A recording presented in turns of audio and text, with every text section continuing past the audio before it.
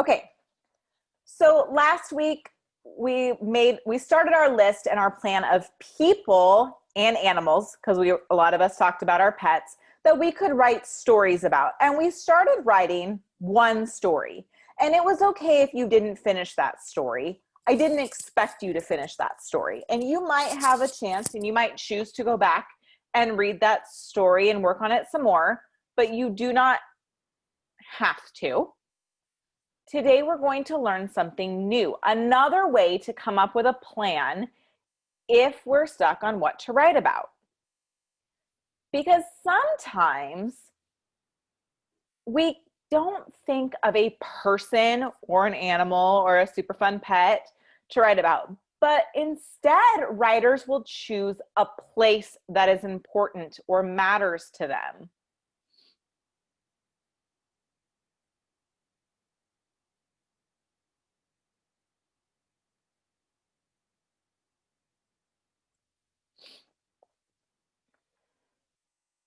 And then they list the story ideas that go with that place.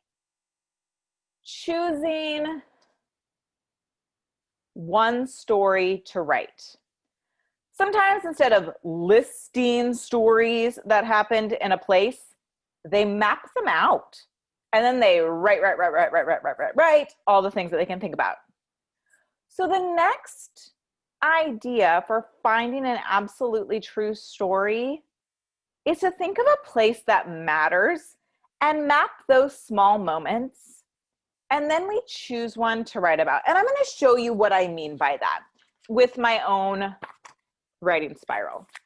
So last week we started with our people and places.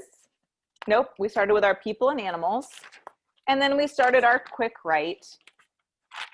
Today, I'm going to use a completely different page and I'm going to write my story map.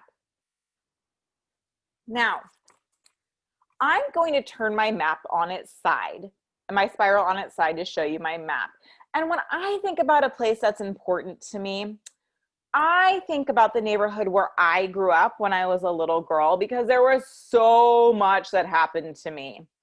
And when I think about it, I'm thinking about our house, which was on a street, but it was the middle house. There were only 3 houses on our side of the street, and we were the middle house, and we were really lucky because there was kids on either side of us.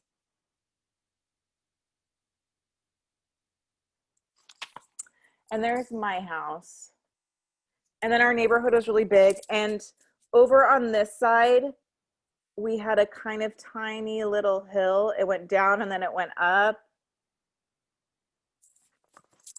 But right here, that's where I had my really, really bad bike accident when I was little, right before first grade. And so that is a story I could totally write about, but maybe I'm not ready to spell the words bike accident because accident's really tricky. And I'm also not great at drawing bikes, but I drew a little picture and I could just write bike to remind myself that that's where I fell on my bike. And then over here, we had some, and I'm using a pen because I don't know where I put my pencil right now, but you're going to use pencil. We had a ton of blackberry bushes. Every summer, my brother and I would go and we would pick pounds of blackberries. So I'm going to put that on my map, and that's blackberries.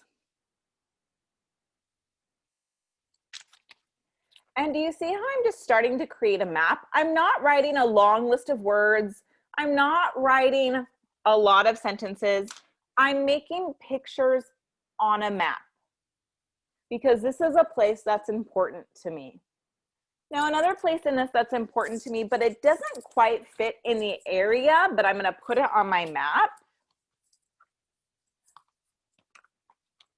is over here, right over here, just so I remember. that's my friend Kelsey's house right here. And Kelsey and I have been friends since she moved here in 5th grade, and we're still really good friends. So that's Kelsey's house, and we have a ton of good stories from when we were little.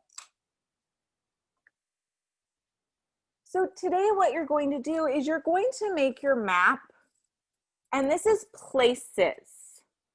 Yes, I labeled it with the people who were here, but it's the place that I want you to think about. So this is my neighborhood from when I was little and the stories that happened in the neighborhood. I'm going to give you time to do this, and then we're going to have time to write a story today. We're going to choose a story from our map to write about. But the first thing we're going to do is our map. So we're not worried about writing right now. We're just worried about mapping. All right, now that you've finished your plan, I want you to choose one of your events on your map, and you're just going to choose one. And I want you to write that story for 20 minutes. That's all I'm going to give you for writing today, just 20 minutes. It's okay if your story is not done. It's okay if you have a lot more to write about. We're just getting started on using this plan to write our story. So just like we did on Friday, you're going to turn your page over, put today's date, which is 9/21, and you're going to write long and strong for 20 minutes. That's it. We're coming back after 20 minutes.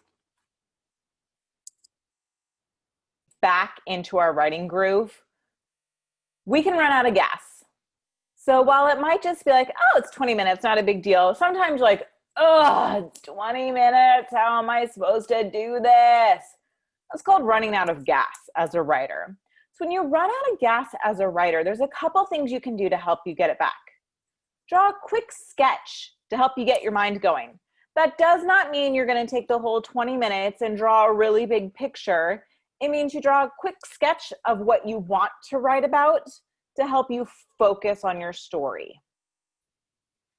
You can also reread good writing that others have written to warm yourself up. So maybe you have a favorite author, so you want to read maybe a paragraph. I would say no more than 2 paragraphs to get yourself ready to write, to get yourself in a good mindset to work. That does not mean we're reading the entire book. It means we're just reminding ourselves what good writing looks like. You can also set up a goal for yourself. So like, okay, to get me started, I'm going to write to the end of this page without stopping. And then I'm going to see how much time is left. Set a little goal. Maybe that writing to the end of the page feels like a lot of work. So you can start with, okay, I'm going to write for the next 10 lines, and then I'm going to see where I'm at. Great. I still have time left. I'm going to write another 10 lines and see what I can do. Now, this last one is more for when we are back in the classroom, but that's okay because it's something important to look at too. You can look at the charts we create to give you an idea. And for right now, while we're at home, I would say, look at the plans you've made. Look at your list of people and pets. Look at your map of places. We will learn more ways to come up with story ideas, but that's a great way to start if you are not sure or if you're running out of gas for your writing. All right, guys, so here's what we're going to do real quick on Seesaw, and it's going to be super fast. You are going to look for map it out writing. You're going to add a response. You're going to click the drawing tool. You're going to take a photo, and I just want you to take a photo of your map. You don't need to read me your story. You don't need to share that. I just want a photo of the map of stories that you drew. Then you're going to click the microphone And I want you to record why you chose those items on your map. So it would be like this. I chose the blackberries because we used to pick blackberries every summer. And I picked my old neighborhood from when I was a kid because I had so much fun with all of my friends in the neighborhood. And I really liked that my house was just one of three on my side of the street. And then I picked my bike place where I had my bike accident because it was such a big deal. And I still have the scars as a grown up from my accident. And because it's not fair, my bike accident happened right before first grade, like the day before first grade started. And then I picked my friend Kelsey's house because we're still friends, but we had so many activities and so many stories from when we were growing up. That's it. That's all I want you to do in your seesaw today.